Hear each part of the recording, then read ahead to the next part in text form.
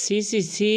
জীবনে কোনো কাম পায়নি, কাজ পায়নি তে কি করবে? ওই তো এখন টিকটাক করে খায় বেড়াচ্ছে জুয়ানদারা মোরগ। করে খাবে, ওলা করেই খাবে, ইনকা করে ওর দিন পথ যাবে। কোনো কর্ম করা পাবে তাই এলা করে ও খাওয়া হবে, এলা করে ওর দিন পথ চলে যাবে। তে যাই হোক এই কথাগুলা কে কইছে জানেন? মোর নিজের আত্মীয় স্বজনেরা, নিজের পাড়া প্রতিবেশীরা অনেকেই এই কথাগুলা কইছে। তখন মুই মুখ বুজে সব সহ্য করে গেছি। এখন আর সহ্য করবো না, কারণ মোর এখন কথা ঘুরে দেওয়ার দিন আইছে। এই জন্য মুই নক্কে থাকবো না, তখন নক্কে আসুন যে হয়তো মুই জীবনে কিছু করাই পাবো না। তো এখন তো পাইছি, এখন কথাগুলা না ঘুরে দিলে কি আর হয়? আর জোকের মুখত নুন না দিলে জোক আটোও হবে না। হ্যালো এভরিওয়ান, আসসালামু আলাইকুম। সবাই কেঙ্কা আছেন? তে মুই ভালোই আছি। মুই যখন প্রথমে ফেসবুকত কাম করবে আইছিনু, তখন মোর পাড়া প্রতিবেশী, মোর কিছু আত্মীয় স্বজন, নিজের সে একদম কাছের বন্ধু বান্ধব সবাই কসল কি করে খাবে, এলা টিকটাক করেই খাওয়া হবে। এমনকি কেউ মুখ খারাপ করেও কইছে এলা বিষয় ফালনার বিষয় তাস্কার বিষয় করে খায় তোর দিন যাবে, কাম পাস না, কামত তো কে নিবে? আর আজকে আসে দেখো রে, তোমার ঘরে কি মুই কসম,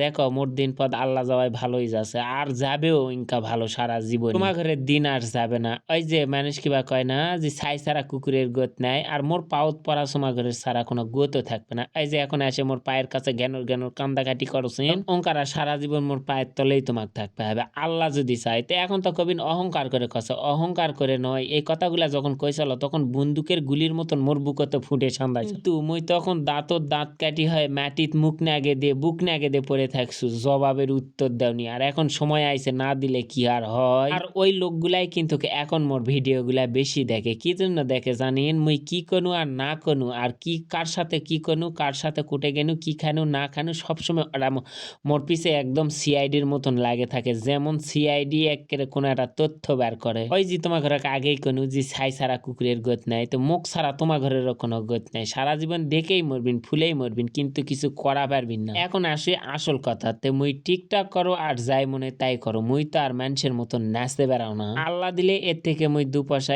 ইনকাম করো, এটা তো মুই আর লস করবা আসনি। এখন ওই লোকগুলারই এই 2 পয়সা ইনকাম দেখে মনে কর যে আমার পা থেকে মাথা পর্যন্ত জ্বলে উঠছে। বাপ রে বাপ, আমরা তো একদিন কইছনো, কিন্তু এখন তার কোনো কথা কওয়া পাচ্ছি না, কারণ ওই তো এখন ইনকামে ব্যস্ত। আজ থেকে 1 বছর আগে রাস্তা দিয়ে যখন মুই যাচ্ছিনু, সবসময় মাথাটা নিচা করে থাকছিনু, কারণ মানুষ মুখ দেখে কখন কি বলে মুই ভয়ে ভয়েই থাকছিনু। কিন্তু এখন আর থাকো না।